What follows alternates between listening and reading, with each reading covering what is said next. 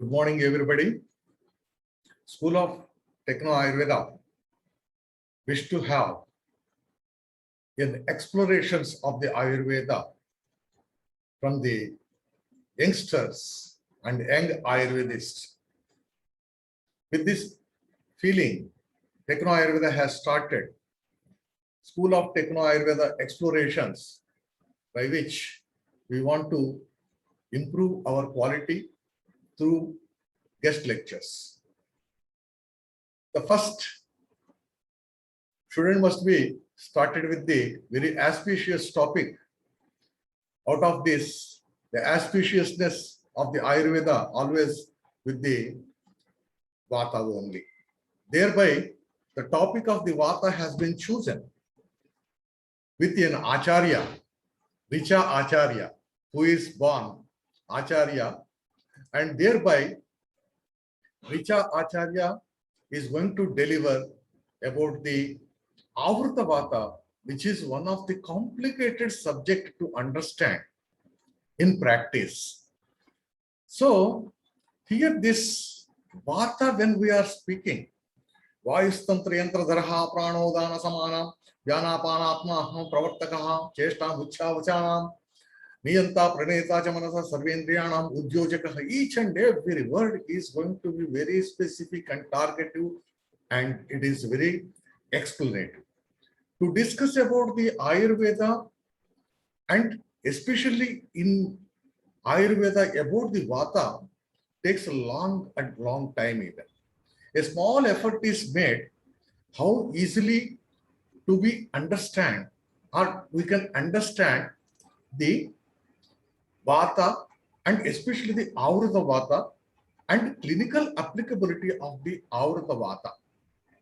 This topic is going to be spoken by Richa Acharya, who is assistant professor and consultant physician at Shahid Kartar Singh Charabha Ayurvedic Medical College and Hospital of the Ludhiana. She is graduated from the GNA Medical Ayurveda College Ludhiana under the Farid University of the Health Sciences, and post-graduated from the Vijay Mahamtesh Ayurvedic Medical College Hospital of the Ilkal, Karnataka, RGHS, under the RGHS.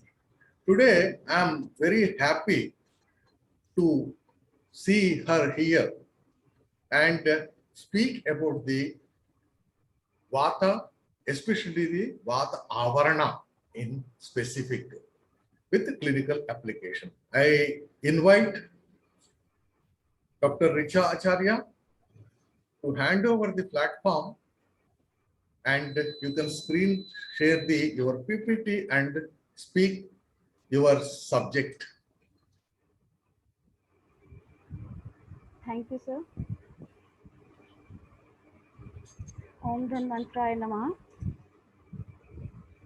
मेरा यहाँ उपस्थित सभी मेरे गुरुजन और वैद्य गणों को नमन। मैं टेक्नो स्कूल ऑफ आयुर्वेदा और प्रसाद सर का धन्यवाद करती हूँ कि आपने मुझे इस विषय पर बोलने के लिए यहाँ आमंत्रण दिया। आज का हमारा विषय आवरण रखा गया। हम जब भी आवरण की बात करते हैं तो हमारे मन में सबसे पहला जो शब्द आता है वो है वात दोष, जो कि हम समझते हैं कि सबसे ज़्यादा इम्पोर्टेंट और पावरफुल है अमंग 3 दोषास। आचार्य ने इसकी महत्ता बताते हुए कहा है, वायुरायुर्बलम वायुर्वायुर धर्ता शरीरी नाम वायुर्विश्वमिदं सर्वम प्रभु वायुश्च कीर्तितः। वायु को ही आयु कह दिया और साथ में बल भी कह दिया, और यही सारे शरीरियों में जिनमें भी आत्मा व्याप्त है वायु की वजह से व्याप्त है। वायु विश्वमिदम, यूनिवर्स में हर चीज कंट्रोल करने वाली है। प्रभु वायुश्च कीर्तितः, सभी कार्यों को करने में समर्थ। यहाँ आचार्य ने प्रभु की संज्ञा दी वायु के लिए।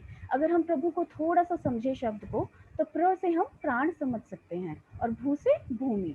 तो जब भी प्राण वायु से पर्यंत भूमि, जितने भी एक्टिविटीज, अगर हम यहाँ पे पंच तत्व की बात करें तो क्योंकि आकाश के पास तो 0 महाभूत है, आकाश महाभूत में 0 है, और वायु महाभूत की बात करें तो वायु महाभूत में एक परमाणु है। एक परमाणु का अर्थ होना अंदर पार्टिकल्स हैं, कोलाइडेशन होना, जिसकी वजह से एक वाइब्रेशन क्रिएट होगी। वाइब्रेशन क्रिएट होने से वेव्स इमर्ज होना, ये इट्सेल्फ मतलब बताता है कि एक मूवमेंट का क्रिएट होना वेवी फॉर्म में। पर इसमें कैरी भी क्या हो, तो इसीलिए वायु में हमें शब्द और स्पर्श दो गुण मिलते हैं। जब भी हम शब्द की बात करते हैं तो वेव्स में कैरी क्या हो रहा है, शब्द गुण। तो इसका चलत्व गुण जो भी है वो इसके मूवमेंट की रिस्पॉन्सिबिलिटी लेता है।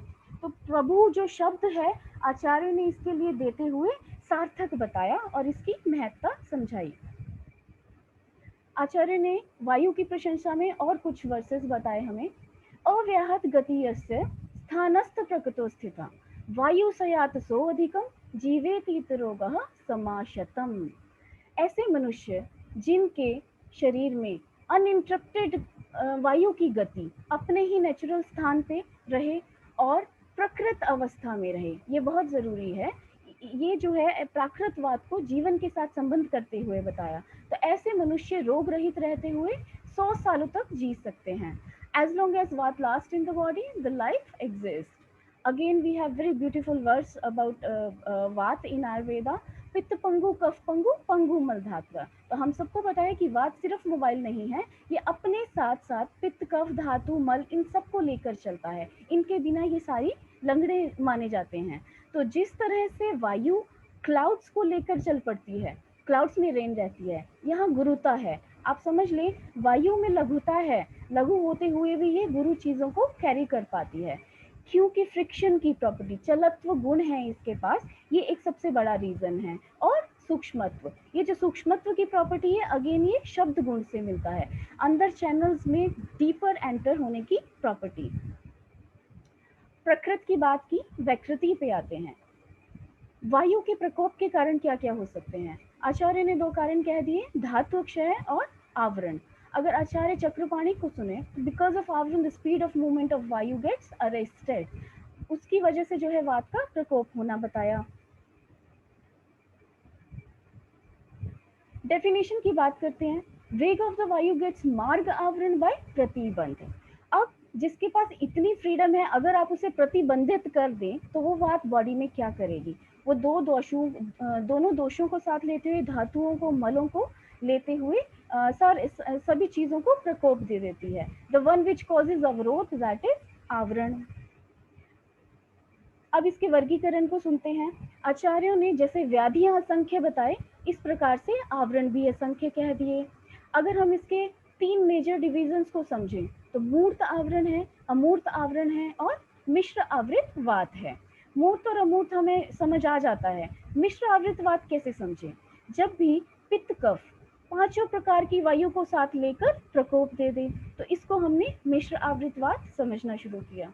इसकी पैथोलॉजिकल कंडीशंस कैसी हो सकती हैं? आचार्य सुश्रुत में इस वर्ष के लिए हमारी हेल्प करते हैं, बताते हैं केवल वात है और दोष युक्त वात है और आवृत वात है। तो ये 3 कंडीशंस आचार्य सुश्रुत ने हमें एक्सप्लेन की। Now being a Ayurvedic doctor, हम सबसे पहले बॉडी की कंडीशन ऑब्जर्व करते हैं पेशेंट की, आइदर दिस इज निराम और साम अवस्था। तो आवरण का जो संबंध है साम दोष के साथ हमेशा से देखा गया। जैसा कि हमने देखा शुरू में 2 प्रकार वात प्रकोप के हैं, एक धातु अक्षय है और दूसरा जो है वो वृद्धि का प्रकार है। तो जो वो वृद्धि का प्रकार है, कहीं ना कहीं उसमें साम दोष इन्वॉल्वमेंट हम समझते हैं। तो स्रोतस और अवयवों में जितना भी मार्ग आवरण हमें मिले, जो भी प्रोड्यूस हो रहा है, दोष और दुष्यों को वो आम के साथ मिलकर ही बनाता है। सेकेंड, रिजल्टेंट इनटू व्हाट, स्रोतसंग। इसकी वजह से स्रोतसंग होगा, अगेन वात की जो गति है वो हैम्पर्ड होनी स्टार्ट हो जाएगी। सो इन दिस वे आम may also help in the producing आवरण of दोष दुष्य. It could be directly but indirectly also. Clinical presentation. As we know, symptoms are always complex और diagnosis करना हमारे लिए एक चैलेंज होता है आवरण को। जब तक हमें अच्छा सा कॉज ना पता चले, हम अच्छी सी संप्राप्ति नहीं बना सकते। इसके लिए हमें डेफिनेटली स्किल्स और एक्सपर्टाइज की ज़रूरत है, और जो सिर्फ और सिर्फ ऑब्जर्वेशन और ऑब्जर्वेशन से मिलने वाली है। तो कभी कभी इस वजह से फिजिशियन को एटिपिकल प्रेजेंटेशन, कॉम्प्लेक्स होने की वजह से डिफिकल्टी आती है। Atypical clinical presentation, for example Acharya Charak ने यहाँ कहा, अगर वात ऑब्स्ट्रक्ट हो रही है बाय मेद कफ, तो ये क्या प्रोड्यूस कर सकती है? शूल देगी, सुक्ति देगी, श्वेथु देगी। और अगर कभी कोई फिजिशियन समझे कि सिंपल वात प्रकोप है और वात प्रकोप को समझते हुए आप सिंपल एक अनुवासन बस्ती या मात्रा बस्ती किसी भी तरह का स्नेह अगर दे दें, तो ऐसा ये कंडीशन बन सकती है कि पेशेंट की जो कंडीशन है वो डिट्यूरेट हो जाए, जबकि आवरण में ऐसा नहीं होगा। All these references indicate towards its atypical presentation which may lead to diagnostic errors और जिससे मिसमैनेजमेंट भी हो सकता है और डेफिनेटली हमारा पेशेंट जो है वो डिस्टर्ब होगा। अब डायग्नोस्टिक मेथड्स की बात करें, क्षय वृद्धि और गतत्व की जो कंडीशन है उसके लिए तो आचार्य सिम्टम्स एक्सप्लेन कर दिए टेक्स्ट में। जब आवरण की बात आती है और स्पेसिफिक कंडीशन केवलवात, संशयवात, आवृतवात के लिए तो उन्होंने सिम्टम्स तो एक्सप्लेन किए पर उसके साथ रीजनिंग लगाने के लिए कह दिया। तो ये एक की पॉइंट है, हमेशा माइंड में रखना है आवरण के लिए आप जब भी डायग्नोस करें।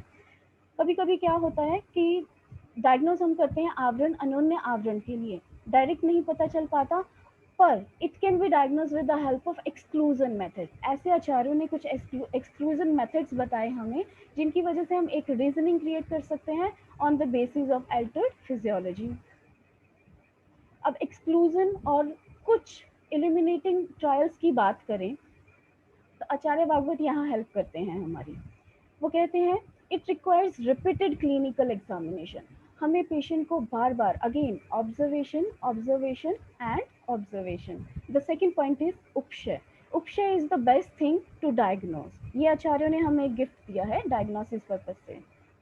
अब निदान से जो है एक्सक्लूजन कैसे किया जाए, अगर अब हम समझें, आचार्य चरक ने हमें यहाँ पे दो एग्जाम्पल्स दिए।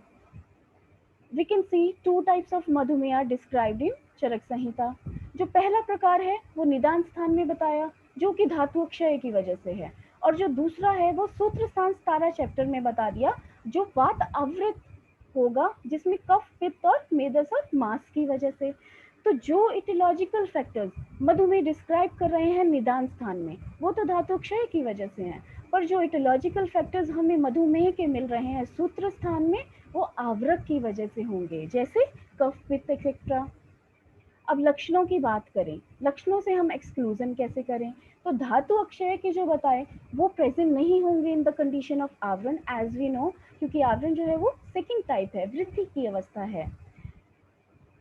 मधुमेह जो प्योर वात से हुआ और मधुमेह जो आवरण की वजह से हुआ, आचार्य कहते हैं जो प्योर वात की वजह से है ऐसे पेशेंट्स में that patient passes urine with astringent property, sweet होगा इन टेस्ट, हाँ कीड़ियाँ लगेंगी, येलोइश वाइट होगा कलर में।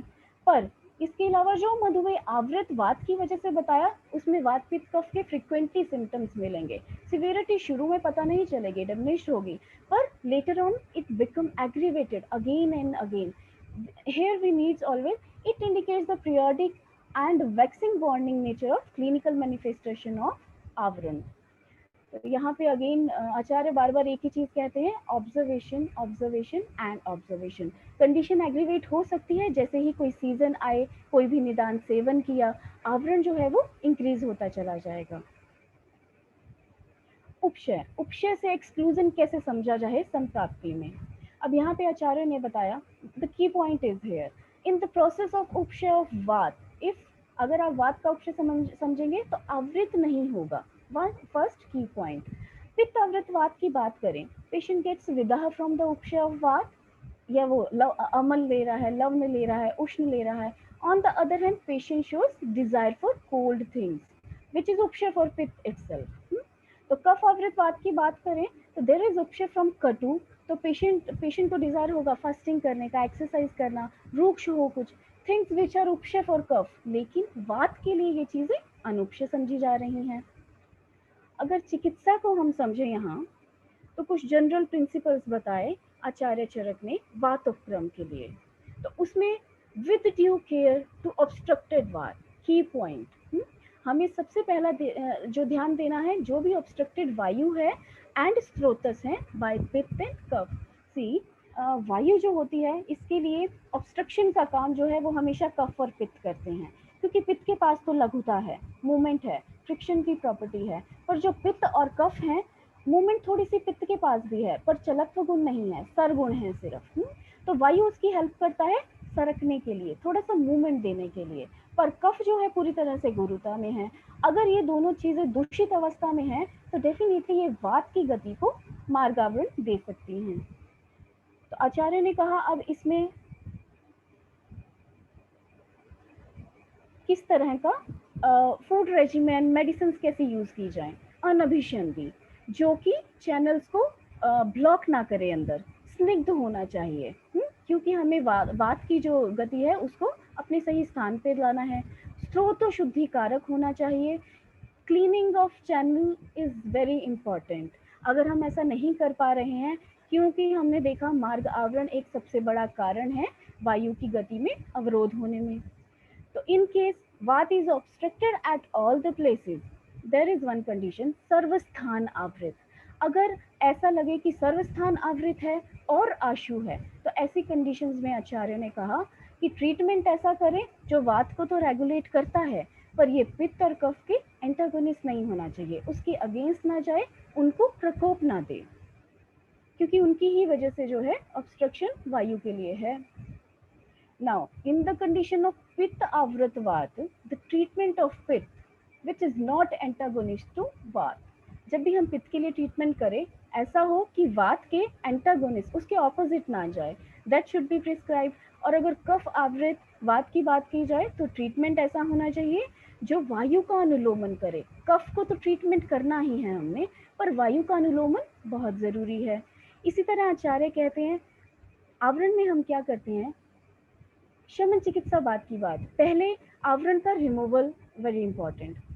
तो कभी क्या होता है, जब भी हम इसमें कोशिश करते हैं कि वात को अपने स्थान पे भेजना, सारे दोषों को अपने अपने स्थान पे भेजना जिनका स्थान च्युति हुआ है, तो इसमें क्या होगा कि अगर दोष में बहुत बल है और वो अपने ही स्थान पे बैठा है और स्टिल जो है वो दूषित है, ऐसी कंडीशन में हम क्या करें। तो आचार्य ने कहा अगर कफ दुष्टि है तो आप वमन करवा दें, पित्त दुष्टि है तो विरेचन करा के उसको शोधन कर दें, उसी के स्थान की शुद्धि, और बस्ती दें और स्वेदन करें। पंचकर्मा चिकित्सा की अगर हम यहाँ बात करते हैं तो आप देखिए यहाँ पे आचार्यों ने मधुर अनुवासन, यापन बस्ती, मृदु शंशन ऐसा करने के लिए कहा। देखिए वात जो है ना, ये रूक्ष भी है और कठोर भी है।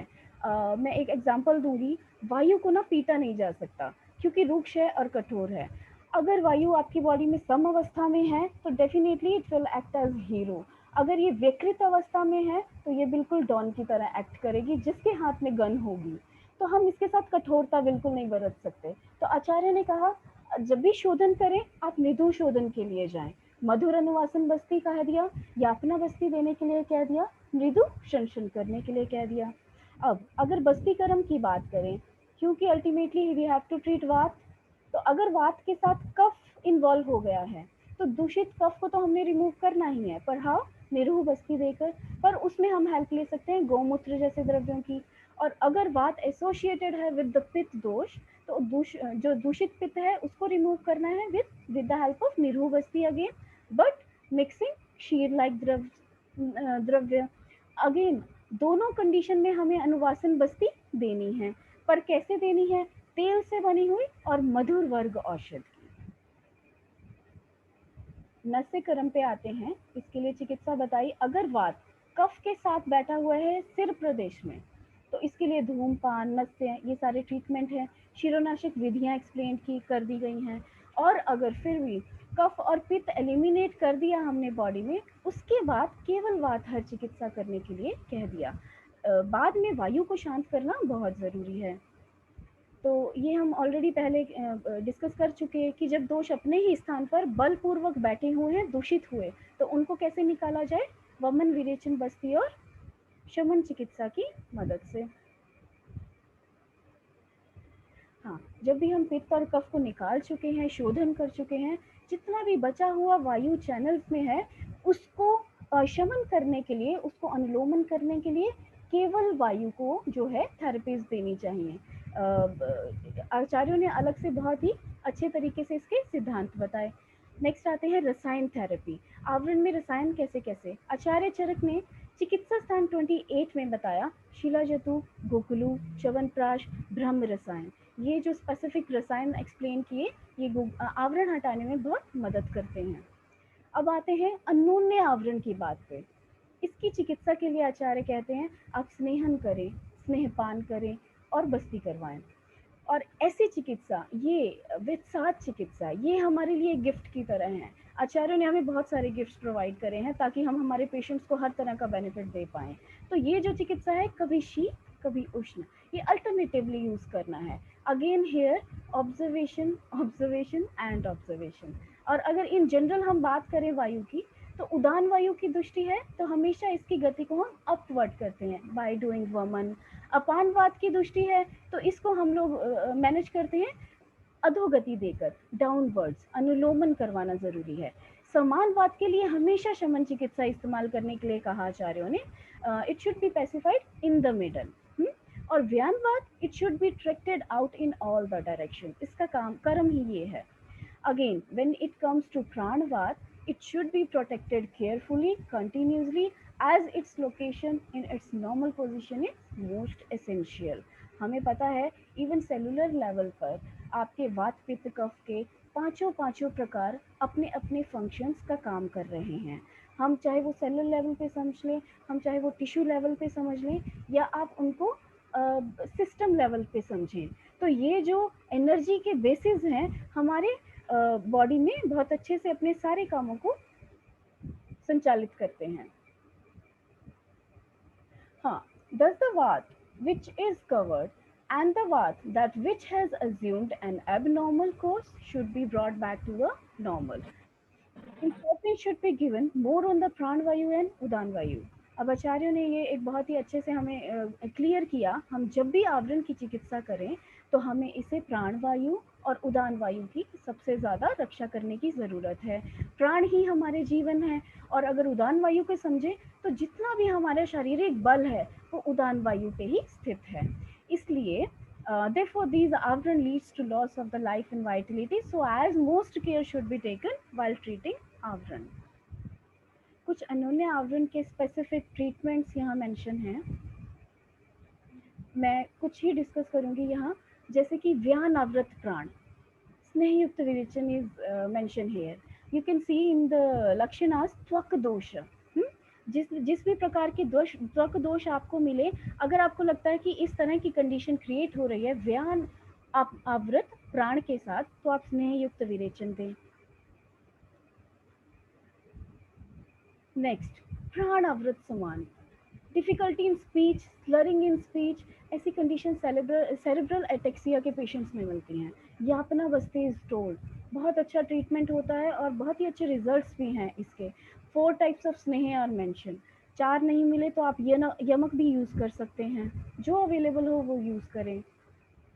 अगेन देयर इज उदान आवृत अपान, श्वास। You can see lakshanas are mentioned as श्वास, बस्ती should be given for anulomana basically.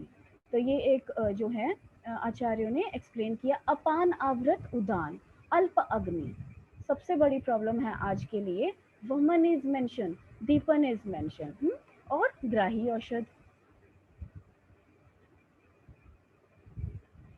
अब बात करते हैं अगेन व्यान आवृत अपान।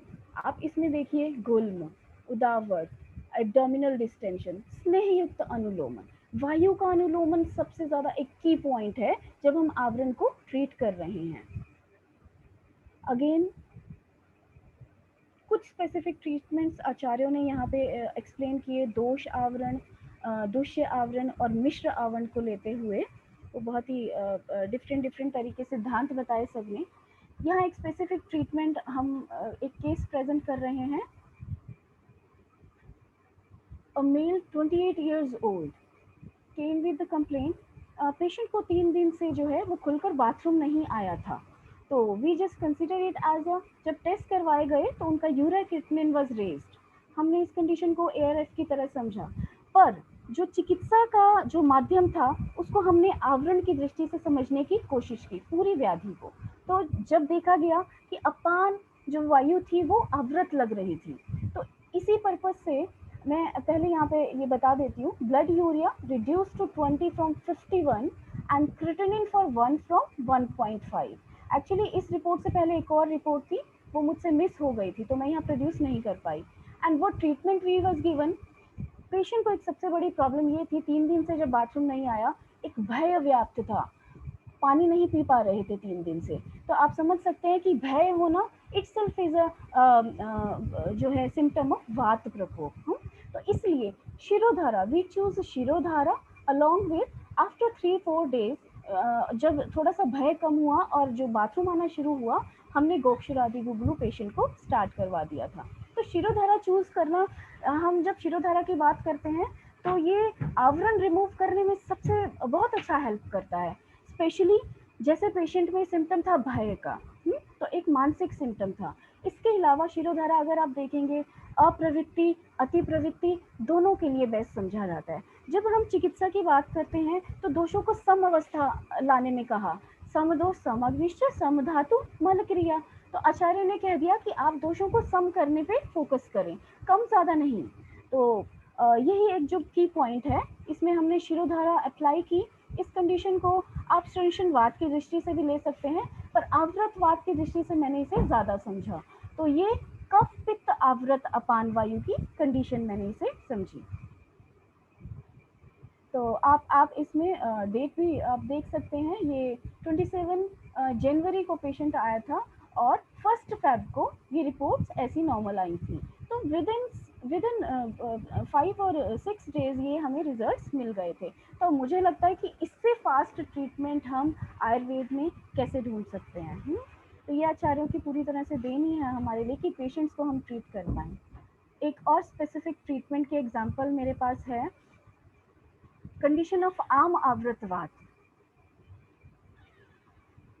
This was a patient 63 years old mail.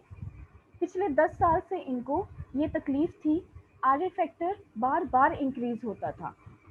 He was continuously on steroidal therapy, पर कोई फर्क नहीं आ रहा था। और पेशेंट जब आए थे तो वो व्हील चेयर पे आए थे, और जो मेन सिम्टम उनको था stiffness in all over the body. तो वो मूवमेंट जो थी इनकी पूरी तरह से ऐसे लगता था हैम्पर्ड है, जैसा कि हम आवरण में देखते हैं। तो दिमाग में यही आया कि इसे आवरण की तरह कैसे ट्रीट किया जाए। तो आम आवृतवात कंडीशन मुझे इसमें जो है समझ आई। Vectrin Basti was given to regulate RA factor. Initially it was 303.6. Second report में जब हमने चेक करवाया तो reduce to 90 and this was in 3 months and reported 37 when patient came follow up after 6 months। तो और बाद में ज़रूर उनको थोड़ा सा संशमन चिकित्सा, देखिए पेशेंट को मेडिसिन देना बहुत ज़रूरी है। अगर आप सिर्फ पंचकर्म करके भेज देंगे तो उन्हें लगेगा ये कैसे डॉक्टर हैं कि दवाई नहीं देते, है ना। तो शमन, देखिए शोधन भी उतना ही ज़रूरी है और शमन भी उतना ही ज़रूरी है। सभी चिकित्साओं का अपना महत्व बताया आचार्यों ने। तो यहाँ पे एक हमारे पास जैसा कि हमने देखा आवरण में कि आचार्य ने सिम्टम्स तो बताए, पर उसके साथ रीजनिंग बहुत ज़रूरी है। तो ये एक स्लाइड मैं अपनी बात के लिए रख लेती हूँ फॉर द डिस्कशन। इसमें मैं एक बार बता देती हूँ। In the treatment of cough आवृतवात घृत एंड तेल आर मेंशन, व्हाई नॉट मधु। तो इसके लिए हम एक रीजनिंग क्रिएट करेंगे, डिस्कशन करेंगे इस पे after the presentation. Again, the next question is, when cough gets located in Pakwash, Charak has offered Basti. What may be the reason? So, ये बहुत ज़रूरी है कि हमें सिम्टम्स तो मिल जाते हैं, पर रीजनिंग ये तो वैद्य के ऊपर ही है। युक्तिपूर्वक हो, अच्छा सा एक कारण निकाला जाए कि किस वजह से यह कंडीशन बन पा रही है। अब हम आते हैं कंक्लूजन पे। हमने देखा पूरा आवरण वायु पे आधारित, वायु की डिस्टर्बेंस की वजह से है, तो डेफिनेटली यूनिक दोष है, बाकियों से अलग है। आवरण of Vata is a distinctive pathological condition where obstructive to its gati occur due to etiological factors other than its own. Key point again. The symptomatology of the आवरण, it depends upon the place wherever। आप देखिए symptoms, वात दोष का जो पूर्व रूप है हमने पढ़ा है अव्यक्त। हमें नहीं पता चलेगा जब भी वात दोष कुछ भी अंदर जाने वाला है, पर हम इसे पता कैसे करें। Again I said observation. हमें सिम्टम्स के साथ साथ जहाँ पे भी दोष दूसरे समूर्छना बन पा रही है वहाँ पे लक्षणों को देखते हुए आवरण को समझना है. So utmost care should be taken on again. आचार्य ने कहा प्राण उदान के लिए हमेशा जो है जब भी आप अन्योन्य आवरण को ट्रीट कर रहे हैं तो इसकी रक्षा करनी सबसे ज़्यादा ज़रूरी है. इन जनरल आप देखेंगे आवरण में क्या होता है, आप वात को ट्रीट करेंगे तो बहुत इफेक्ट आपको इफेक्ट नहीं मिलेगा पेशेंट में, पर अगर आप initially treatment of avaraka will be here effective. तो ये एक की पॉइंट अगेन फॉर द आवरण चिकित्सा. Always treatment of Avran is planned by seeing the symptoms or by observing. Again, I came here, observation and observation. यही एक आचार्य ने जो हमें सबसे अच्छा एक पॉइंट बताया कि आपको सिम्टम्स एक्सप्लेन कर दिए, पर ऑब्जर्व तो है जो है वैद्यों ने ही करना है. तो ये देखना ज़रूरी है कि आवरक और आवृत होने की स्ट्रेंथ कैसे, उनके बल कैसे हैं, उसी प्रकार से जहाँ दुष्य समूर्छना बन गई, डिसाइड करते हुए हम आवरण को डायग्नोस कर लें और उसकी चिकित्सा कर पाएँ. सो बाय नोइंग, हर वो वैद्य जिसको नॉलेज है क्षय वृद्धि समत्व तीनों दोषों को, वो ऐसा जो वैद्य आचार्य ने कहा वो आवरण को बहुत अच्छे से ट्रीट कर पाएगा और समझ भी पाएगा, और पेशेंट्स जो है वो व्याधियों से फ्री हो सकते हैं. ये ऐसी चिकित्सा बताई. तो that's all for today. Thank you for listening. I am over to Prasad sir.